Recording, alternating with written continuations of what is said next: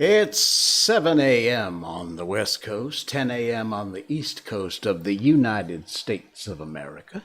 In London, it's 3 in the afternoon, New South Wales, 12 midnight, and in Malaysia, it's 1964.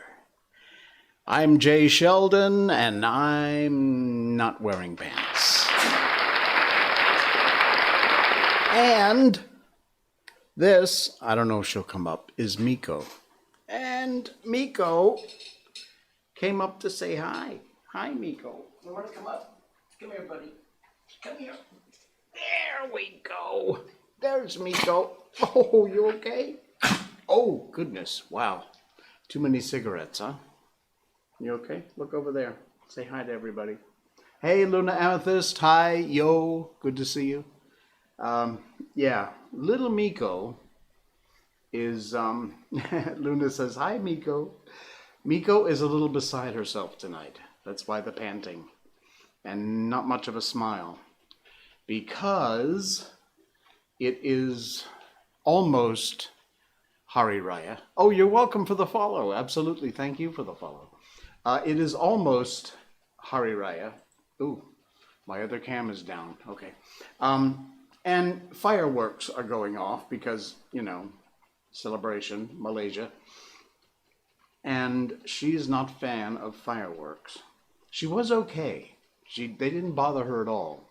But then last Chinese New Year, we actually had our own fireworks. Not big ones, little bottle rockets. And after that, she didn't like them anymore. So she is a little annoyed tonight. Yeah, poor baby. I know. You okay, bud?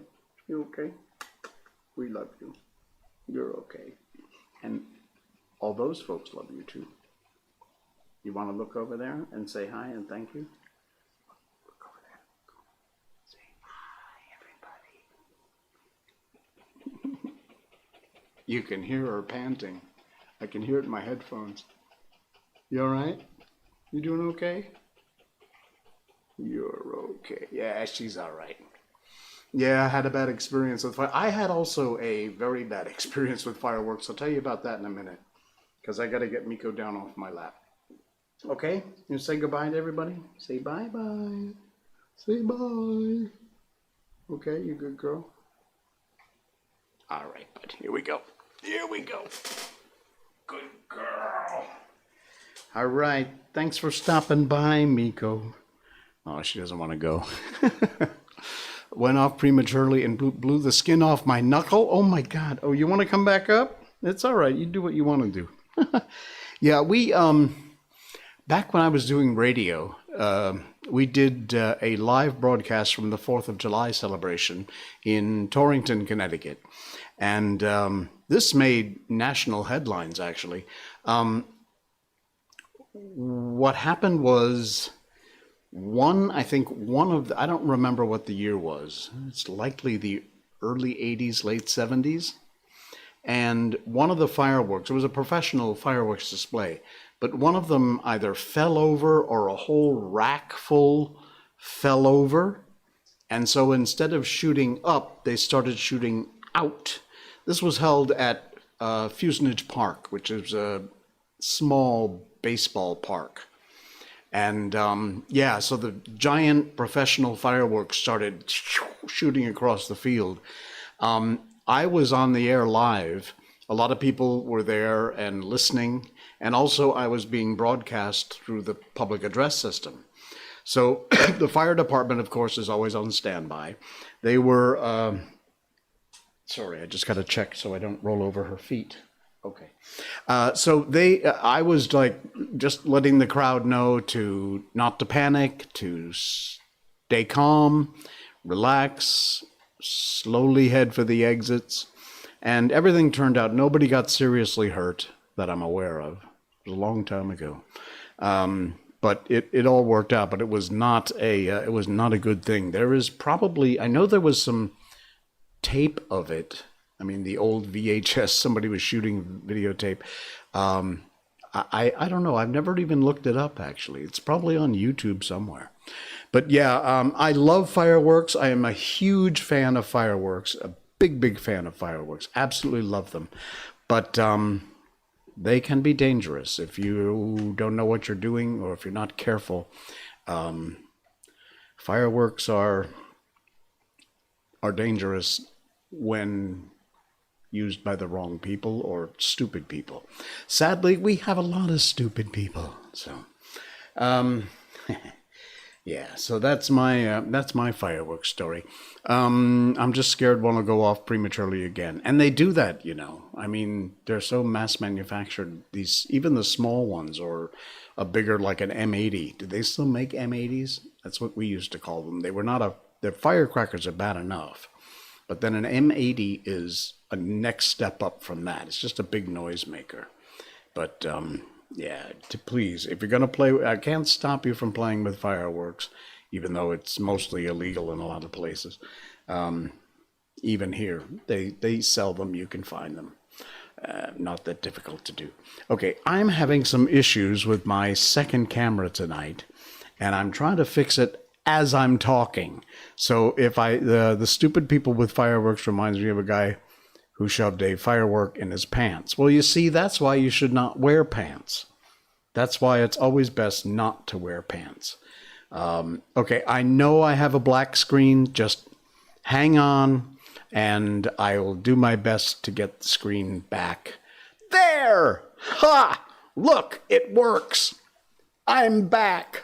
You see? The old boomer can get it together once in a while. And now the old boomer needs some coffee. Oh my. The pause that refreshes. I bought a new set of headphones, by the way. No, these aren't them. They haven't come yet. And if they are not the low latency that they claim to be, I'm going to be really pissed. Because that's the whole reason. Even right now with these wired headphones, there is about I don't know, it's milliseconds, but it is a somewhat very slight delay between when I talk and when I hear it. And it's enough for us voice talent type people to be like, no, I can't deal with this. And this is a wired connection. So, yeah, pain in the butt. What else is going on? So anyway, yeah, we did our live on Thursday night. We were on Urban Jungle Food. Not us. I'm not wearing pants, people. Me. But I was directing and producing our live broadcast for a Bukapuasa event. That was cool. Drew, Neon J, and DJ SS yesterday. Oh, cool. Oh, I want to see that. Well, now that I follow you on Twitter, I guess I will see it. I'll be honest, I don't do Twitter very much. I rarely post except a notice about going live. But I do check it now and then. Not very often. And usually when I go on, because it's been a while, I get like 500 notifications. You were tagged in this, you were mentioned in this, whatever. And thank you for that. No, I don't mean to make light of it. I appreciate it. We forgot to thank Streambeats.com. They're the good folks who provide the music for the stream here. It is live. It is free music. It is this stuff that you hear in the background. It's very cool. I love these tracks, and they're all free, and they're copyright free, strike free. If you're a streamer, Streambeats.com is the place. There's a whole variety of music. I use the rock album, and want to draw more for NSR. Well, please do. please do. Streambeats.com is the place where you'll find that. They don't pay me for that endorsement. I just want to say thanks to Harris Heller, Alpha Gaming, and the gang, because they do remarkable work, and we thank them for that. Hey, I will never pronounce this name. Munya Kathan just got here. Hello. It has been a while. Yes, and thank you. Thanks for popping in. Appreciate that. We got lots going on. Miko was on a little early in the stream. She's actually still here sitting right beside me because she's a bit worried about the fireworks. Draw more NSR, lots of cool designs, good idea. Muna is fine, no worries. Okay, good. I hate screwing up people's name. Mine is pretty easy. Most people get it right the first time. Although people will say Shelton, T-O-N, because that's kind of a more common name than Sheldon. But, yeah, that's all right. We do our best. We have a few things to do on our Facebook and news review. We're going to be getting to those. And, of course, we will also get into the rest of that chapter. I think it was chapter 7 in Peter Pan. We'll have that coming up at the end of the show. Well, the end of the show, it's like 20 over minutes long worth of reading, but that's all right. And we have yet to, I'll admit, I was asked to check on The Little Prince to see if it was public domain. I have not done that yet, but I haven't forgot. Someone suggested we do The Little Prince next as our next book. I can only do the ones that are in the public domain because, you know, copyrights and all that other crap. So I will check, and if it's in the public domain, absolutely we'll do The Little Prince next, because I love that book. It'd be a great book to read live here on the stream. Otherwise, we've got a few other suggestions for you. If you'd like, you can email nopants@jsheldon.com. That is our email address. I read all your emails. We do get quite a few, and I reply everybody. Show suggestions, comments about things I talk about, and also book suggestions. What book would you like next? You can either stick that over there in the chat, or send me an email right there at the bottom of the screen right now. You'll see it. There we go. This way. Email nopants@jsheldon.com, and that will put you directly in touch with me. I read your emails, I do, and I always reply. Thank you for those who have taken the time to pop an email out there. Appreciate it. Okay, let's move on to. You okay, bud? Nah, she's still hanging out. Miko's still hanging out here. She's nervous still. Although I haven't heard any in a while, so far so good. Facebook review. Why is that not coming up? Let me take a quick look here and see why. This is probably why. There we go. Boom. Love this. Those ridiculous terrorists at Black Lives Matter got a nice thump in the butt just recently. The Olympic Committee for the Tokyo Olympics has banned Black Lives Matter apparel, and protesting athletes could well be punished.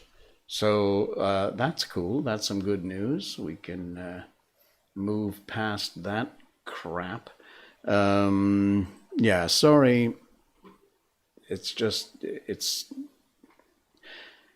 The sentiment is there, but the group itself is just full of crap. So there you go. Locally, this headline popped up. You're tired?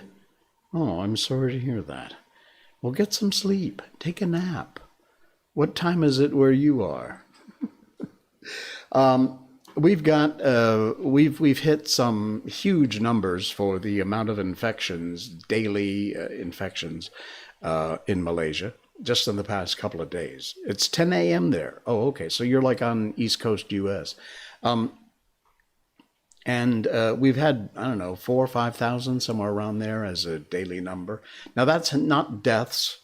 That's not people in the hospital. That's just simply new infections on a daily basis. They come out and, there's all this drama. Ooh, look at this many, this many.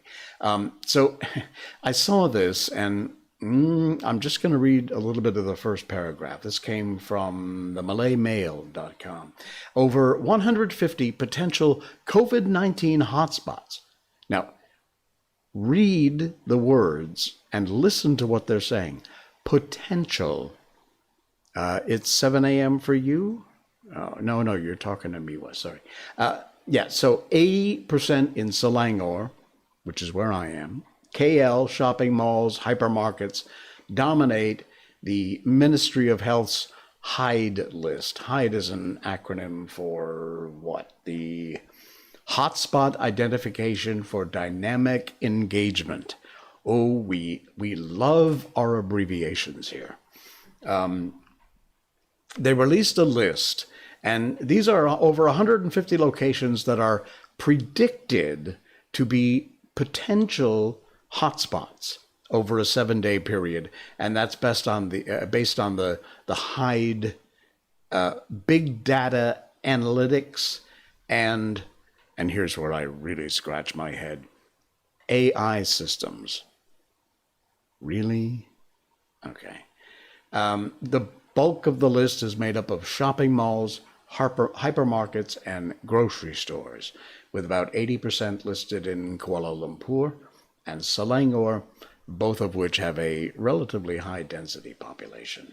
So, they come out with this scare tactic list about, these spots, we are under house arrest 3.0, by the way, which is about as useless as a screen door on a submarine.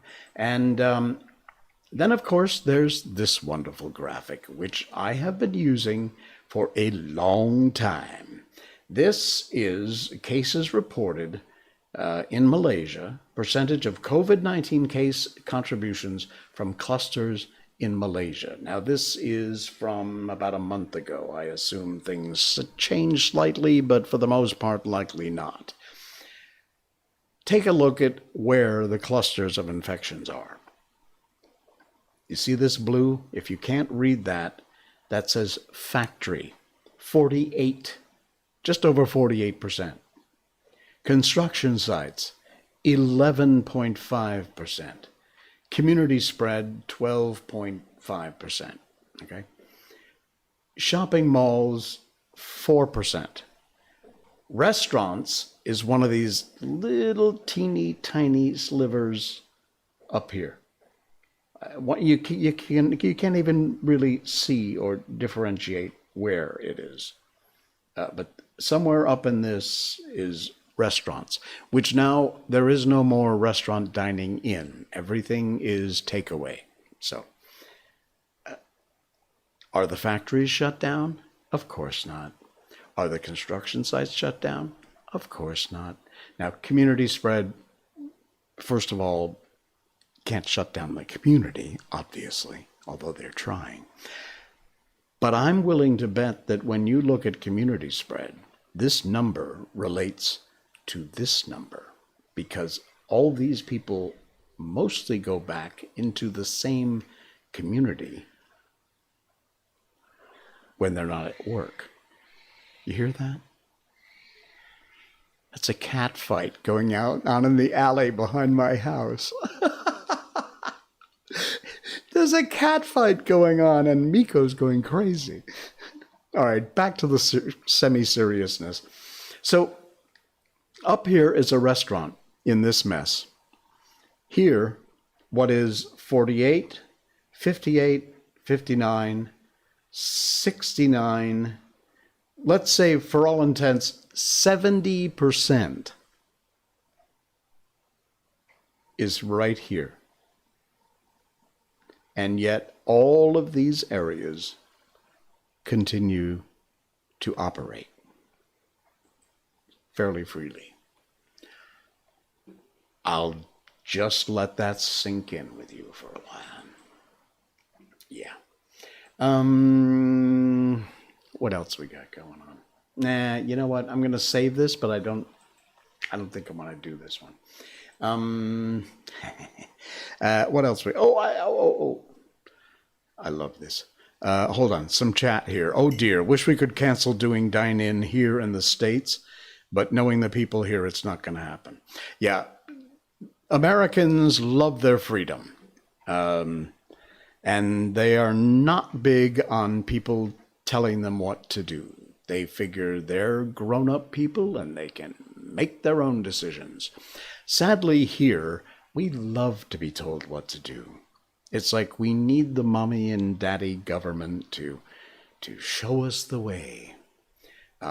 Standing up for your freedom and your rights will usually get you reported, get you investigated. But I love this country.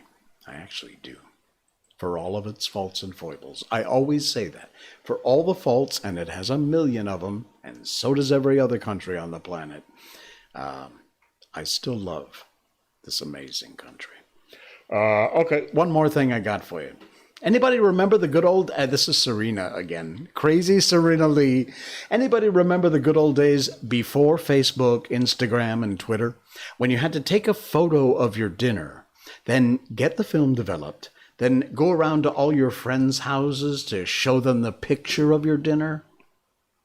No? Yeah, me neither. So stop it. Oh, I'm telling you. Yeah, that doesn't work, does it? Oh my. Are you all right? Man, Miko is still so bothered by those fireworks. It's all right. You're doing all right, buddy. You hang out. You hang out with me tonight, all right?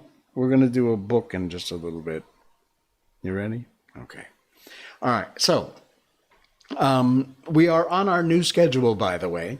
If you are so inclined, please, I ask you a big favor, and that is to like, subscribe, share, and again, it depends on what platform you're on. If you're on Twitch, I think it's a subscribe button. If you're on Facebook Live, it's I'm not wearing pants. And if you like this broadcast, this stream, if you also like the page, and if you really want to do me a favor, you hit the share button, because that screws with the algorithms a lot over on Facebook. So, and on YouTube, of course, like, subscribe, and that'll bring the numbers up. We're up to, let's see, on Twitch, we've been doing really well on Twitch. We get like 108 followers, something like that. And we've got 350-something YouTube subscribers. That's phenomenal. Thank you over there. And Facebook also, we've got, I think, over 100. I think I've got over 100 people on Facebook. I'm bragging now. Sorry. I was just checking my numbers to see what they were. Let's see. Where are we? I can't find it now. Oh, yeah, 316 people follow us on Facebook. Thank you. Wow, that's more than I expected. Almost the same as YouTube. Thank you very much. I appreciate that. Now, if more of you would actually join me for the live stream, that would be good too. That would be cool. But yeah, it's all right. That's okay. We'll make it. No worries. We're doing it anyway. It is time to thank the folks at the Gutenberg Project. They provide the public domain books that we read, and they're well-known books. We started doing The Wizard of Oz way back on the first stream. This, by the way, is what, stream number 58, I think? Wow. We have changed our days, by the way. Monday, Wednesday, Friday is when we stream now. Monday, Wednesday, Friday. And the Gutenberg Project provides copyright-free public domain books for downloading. You can read them online, or you can download them in different formats, text files, Word docs, ebooks. They have some are in ebook format, and you can read it on your tablet or whatever. And they're all free. So check out Gutenberg.org. That is where you will find the the books that we read, I've got to see whether or not I have. Oh, yeah, there. That's from our live stream. Check that out. It's still hanging out there from when we did the live stream, so that's all right. But this is the book. It's actually originally titled Peter and Wendy. Folks really know it better for its common movie title, which is Peter Pan. And we have been reading a little bit of Peter Pan each day, each stream, at the end of our stream. So we're going to continue to do that. We were on chapter 7, I believe, and a lot was going on, but we're about to head out for another adventure, because they have been in Neverland for a long, see, there it goes again, a long time now. So, accompanied by the sound of the neighbors' fireworks, here comes, it's okay, Miko, Peter Pan. Adventures, of course, as we shall see, were of daily occurrence. But about this time, Peter invented, with Wendy's help, a new game that fascinated him enormously, until he suddenly had no more interest in it, which, as you've been told, was always what happened with his games. It consisted in pretending not to have adventures, in doing the sort of thing that John and Michael had been doing all their lives, sitting on stools, flinging balls in the air, pushing each other, going out for walks, and coming back without having killed so much as a grizzly. To see Peter doing nothing on a stool was a great sight. He could not help looking solemn at such times. To sit still seemed to him such a comic thing to do. He boasted that he hadn't gone walking for the good of his health. For several sons, these were the most novel of all adventures to him, and John and Michael pretended to be delighted also. Otherwise, he would have treated them severely. He often went out alone, and when he came back, you were never absolutely certain whether he had an adventure or not. He might have forgotten it completely, that he said nothing about it, and then, when you went out, you found the body. And, on the other hand, he might say a great deal about it, and yet you couldn't find the body. Sometimes, when he came home with his head bandaged, and then Wendy cooed over him and bathed it in lukewarm water while he told a dazzling tale. But he was never quite sure, you know. There were, however, many adventures which she knew to be true because she was in them herself. And there were still more that were at least partly true, for the other boys were in them, and they said they were wholly true.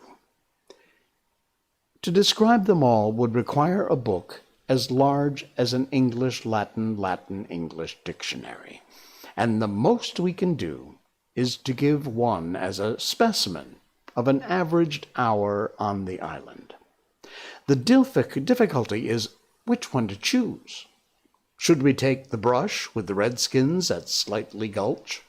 It was a sanguinary affair, and especially interesting as showing one of Peter's peculiarities, which was that in the middle of a fight, he would suddenly change sides.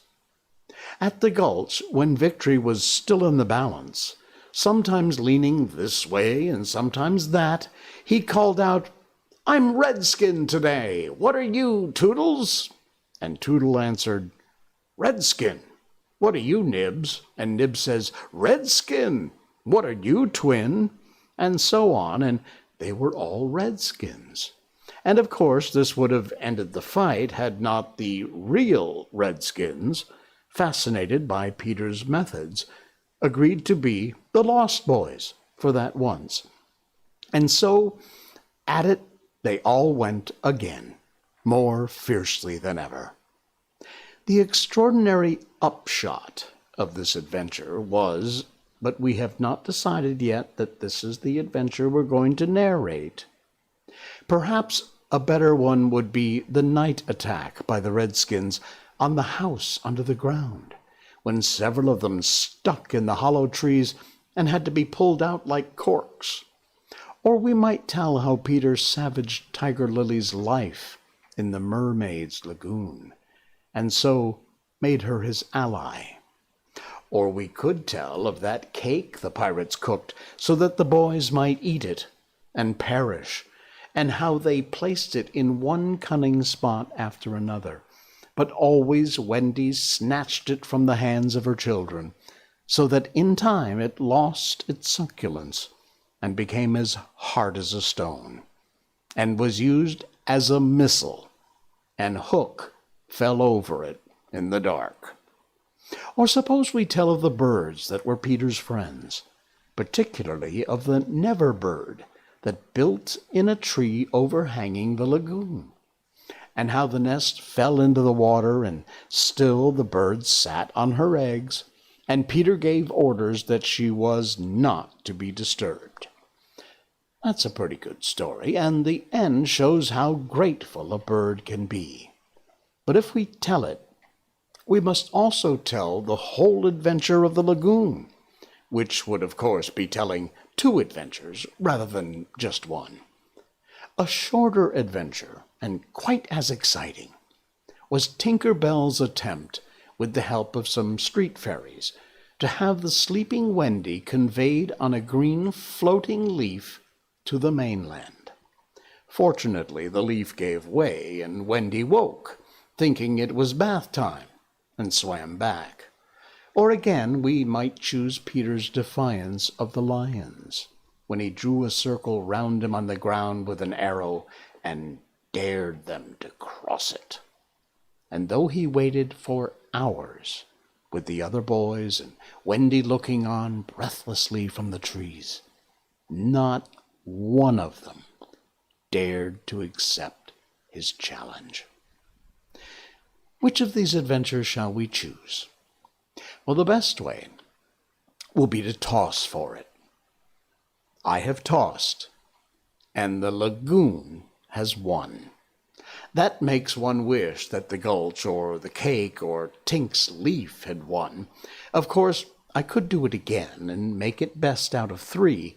However, perhaps fairest to stick to the lagoon. And so chapter 8 comes along. We'll read part of this. We will not get all the way through it because it's quite long. It's the story of the Mermaid's Lagoon. If you shut your eyes, and are a lucky one, you may see at times a shapeless pool of lovely pale colors suspended in the darkness. Then, if you squeeze your eyes tighter, the pool begins to take shape, and the colors become so vivid that with another squeeze, they must go on fire. But just before they go on fire, you see the lagoon. This is the nearest you ever get to it on the mainland. Just one heavenly moment. If there could be two moments, you might see the surf and hear the mermaids singing. The children spent long summer days on this lagoon, swimming or floating most of the time, playing the mermaid games in the water, and so forth. You must not think from this that the mermaids were on friendly terms with them. Oh, quite the contrary. It was among Wendy's lasting regrets that all the time she was on the island, she never once had a civil word from one of them. While she stole softly to the edge of the lagoon, she might see them by the score, especially on Marooner's Rock, where they loved to bask, coming out, their hair with a lazy way that quite irritated her. Or she might even swim on tiptoe, as it were, to within a yard of them. But when they saw her and dived, probably splashing her with their tails, not by accident, but intentionally. They treated all the boys the same way, except, of course, Peter, who chatted with them on Marooner's Rock by the hour, and sat on their tails when they got cheeky. He gave Wendy one of their combs. The most haunting time at which to see them is at the turn of the moon, when they utter strange wailing cries. But the lagoon is dangerous for mortals then, and until the evening of which we now have to tell, Wendy had never seen the lagoon by moonlight, less from fear, for, of course, Peter would have accompanied her, than because she had strict rules about everyone being in bed by 7. Well, she was often at the lagoon, however, on sunny days after rain, when the mermaids come up in extraordinary numbers to play with their bubbles. The bubbles of many colors made in rainbow water they treat as balls, hitting them gaily from one to another with their tails, and trying to keep them in rainbow till they burst. The goals are at each end of the rainbow, and the keepers are only allowed to use their hands. Sometimes a dozen of these games will be going on in the lagoon at the same time, and it is quite a pretty sight. But the moment the children try to join, they had to play by themselves, for the mermaids immediately disappeared. Nevertheless, we have proof that they secretly watched the interlopers and were not above taking an idea from them. For John introduced a new way of hitting the bubble, with his head instead of his hand, and the mermaids adopted it. This is the one mark that John has left on the Neverland. It must have also been rather pretty to see the children resting on a rock for half an hour after their midday meal. Wendy insisted on their doing this, and it had to be a real rest, even though the meal was make-believe. So they lay there in the sun, and their bodies glistened in it, while she sat beside them and looked important. It was one such day that they were all on Marooner's Rock. The rock was not much larger than their great bed, but of course they all knew how not to take up much room, and they were dozing, or at least lying with their eyes shut, and pinching occasionally when they thought Wendy wasn't looking. She was very busy stitching, and while she stitched, a change came to the lagoon.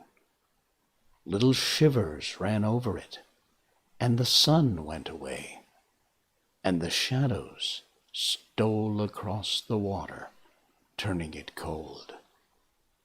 Wendy could no longer see to thread her needle, and when she looked up, the lagoon, that had previously been such a laughing place, seemed formidable and unfriendly. And that sounds like a pretty good place to leave it. We'll find out why on our next stream. That's cool. Peter Pan. All right. Well, as you can see, for the most of that story, I have been joined by the adorable Miko. Because some fireworks went off and she was begging to come up. So, of course, we're gonna add her to my lap here. You okay, buddy? You all right? You sure? Yeah. She's all right. Okay, folks. I can't get rid of her. She will not get down. So there you go. I thank you for joining us. We're live on Facebook. I'm Not Wearing Pants. Please subscribe, like the page, like the show. Also, YouTube, Jay Sheldon's YouTube channel. You'll find us over there. Be sure you subscribe and like. And on Twitch.tv. Jay Sheldon No Pants is where you'll find us. And we will see you again on Monday. Monday night is our next broadcast, our next stream. Until then, thank you. I'm Jay Sheldon, and I'm not wearing pants. And this is Miko, and she's not wearing pants either. Say bye, Miko. Good night, everybody.